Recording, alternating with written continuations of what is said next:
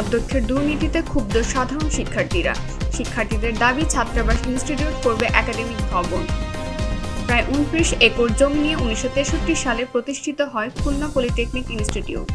3 academic ভবন, 4টি ছাত্রাবাস, কমন রুম, ক্যান্টিন সহ শিক্ষার্থীদের মৌলিক চাহিদার সকল উপাদান নিয়ে প্রতিষ্ঠিত হয় এই বিশাল কারিগরি শিক্ষা প্রতিষ্ঠান। প্রতিষ্ঠার প্রায় 3 যুগ পরে হঠাৎ কেন উপযুক্ত কারণ না দর্শিয়ে 1909 সালে বন্ধ করে দেওয়া হয় এই শিক্ষা প্রতিষ্ঠানের 4টি ছাত্রাবাস, এমনকি বিচ্ছিন্ন করে দেওয়া হয় বৈদ্যুতিক সংযোগ। এভাবেই দীর্ঘ 15টি বছর এই ছাত্রাবাসগুলো তালাবদ্ধ। অনেক দীর্ঘ সময় ধরে রক্ষণাবেক্ষণ ও সংস্করণের অভাবে এখন পরিত্যক্ত বর্জ্যে পরিণত হয়েছে সরকারি কোটি টাকার সম্পদগুলো। কালের পরিবর্তনে বন্ধ হয়ে গিয়েছে কমন রুম, হারিয়ে গিয়েছে ক্যান্টিন। কিন্তু সাবেক এক শিক্ষার্থীর কাছ থেকে জানা যায় সরকারিভাবে এই 4টি ছাত্রাবাসকে পরিত্যক্ত ঘোষণা করা হয়েছে 2017 সালে। তবে কেন পরিত্যক্ত ঘোষণা? দীর্ঘ 8 বছর আগে ইনস্টিটিউট প্রশাসন তালা বন্ধ করেছিল এই ছাত্রাবাসগুলোকে।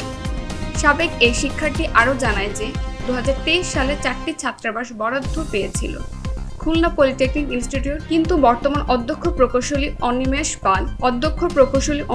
পাল ও শিক্ষক সমিতি এই ছাত্রাবাস বরাদ্দের পরিবর্তে বিভাগীয় কমিশনার বরাবর আপত্তি জানায় ও আবেদন করে একাডেমিক ভবনের জন্য। এ বিষয়ে খুলনা পলিটেকনিক ইনস্টিটিউটের অধ্যক্ষ অনিমেষ পালের কাছে প্রশ্ন করা হলে তিনি কিছুটা দায় এড়িয়ে বলেন তারা একাডেমিক ভবনের জন্য আবেদন করেননি, তারা একটি উপহার স্বরূপ পেয়েছেন। ছাত্রাবাস সম্পর্কে জানতে চাইলে তিনি আরও জানান, ছাত্রাবাস হলেই ইনস্টিটিউটের লেখাপড়ার মান খারাপ হয়ে যাবে, এজন্য ছাত্রাবাস না হওয়াই ভালো। মানের বিষয়ে তাদের ভূমিকার কথা জানতে চাওয়া হলে তিনি জানান যে এই বিষয়ে ইনস্টিটিউট প্রশাসনের কিছু করার নেই। কিন্তু গত 2রা জুলাই খুলনার একটি আঞ্চলিক পত্রিকার সাক্ষাৎকারের সময় তিনি বলেন ইনস্টিটিউট প্রশাসনের পক্ষ থেকে বিভাগীয় কমিশনের কাছে আবেদন করা হয়েছে দ্রুত এই পরিত্যক্ত ছাত্রাবাসগুলো অপসারণ করে এখানে 10 তলার বিশিষ্ট একাডেমিক ভবন করার জন্য, এবং সেটি অনুমোদন পেয়েছে। কমন রুমের বিষয়গুলো অধ্যক্ষের কাছে জানতে চাইলে তিনি বলেন আজ বৃষ্টির কারণে কমন রুম বন্ধ রাখা হয়েছে। অন্যান্য সময় সেখানে শত শত শিক্ষার্থী থাকে ও তারা বিভিন্ন খেলাধুলার মাধ্যমে তাদের অবসর সময় পার করে, কিন্তু বাস্তবে সেখানে গিয়ে দেখা মিলল ভিন্ন চিত্র। দরজার তালায় পড়েছে মরীচিকা। কমন রুমের একটি ভাঙা জানালা থেকে স্পষ্ট দেখা যাচ্ছে কমন রুম পরিণত হয়েছে ময়লার ভাঙারে।